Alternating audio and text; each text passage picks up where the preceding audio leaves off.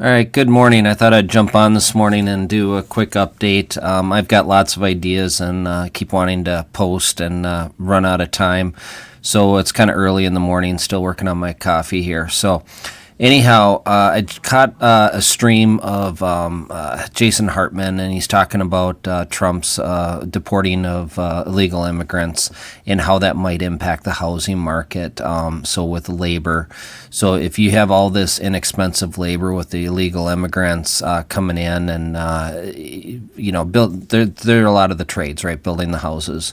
So then you lose a lot of that labor force if you're deporting all of them. So that's going to create upward pressure on construction and home prices.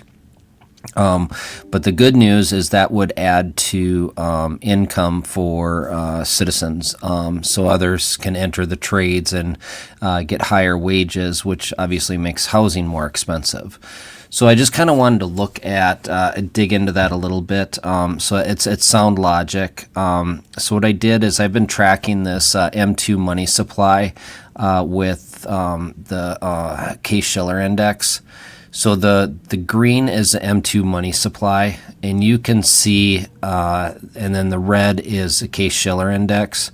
And you can see our housing bubble here. We left M2 money supply. We exceeded that.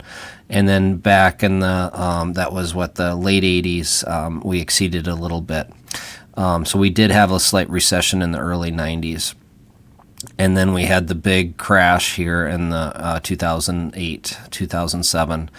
And then house prices were relatively low and still are compared to the money supply. They started reining in money supply here, and then it's still growing now. But the blue line is what I wanted to look at. So the blue line is, see if I can grab that line.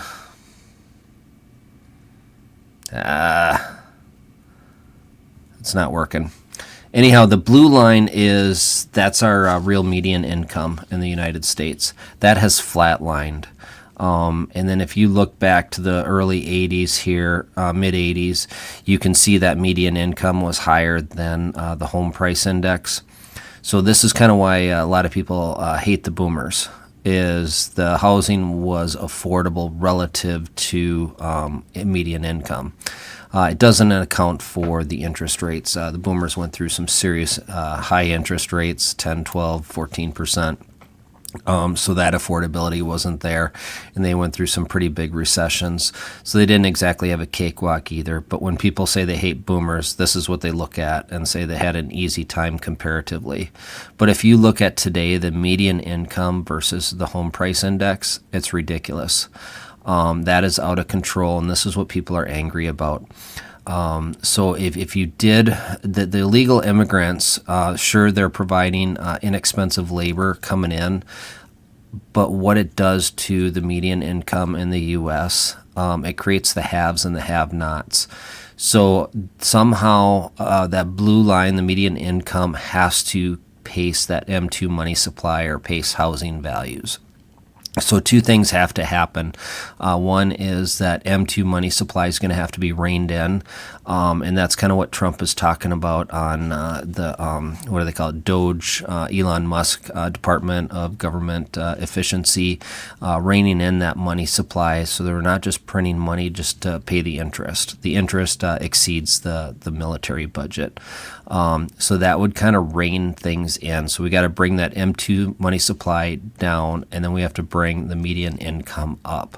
So two things that are working against this affordable housing is the printing of money. Government inefficiency and spending money is just printing money, and cheap labor that is just flooding the economy here.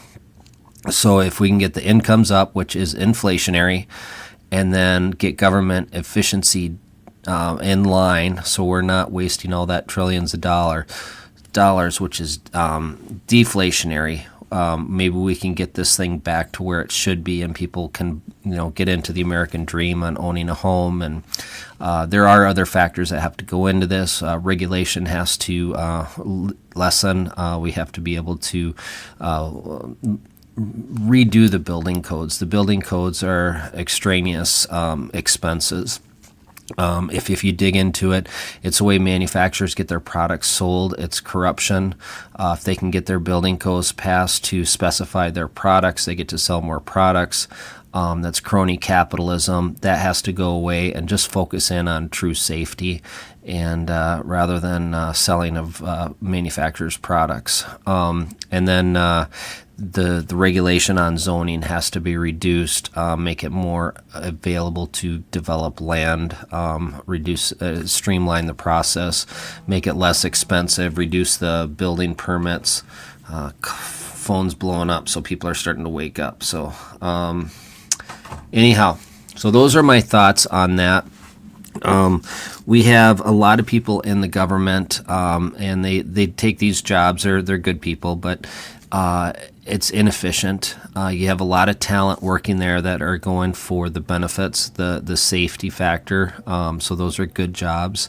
So if you reduce those jobs and put them into the workforce and had them doing something productive to the economy, you've got a lot of talent wasted in these go nowhere government jobs that people are just there for the security of it. Balanced budget, yeah, you'd reduce inflation, lower risks for the premiums on loans. So theoretically, the mortgage rates would go down. There's a lot of factors that go into that. That's just kind of one general thought.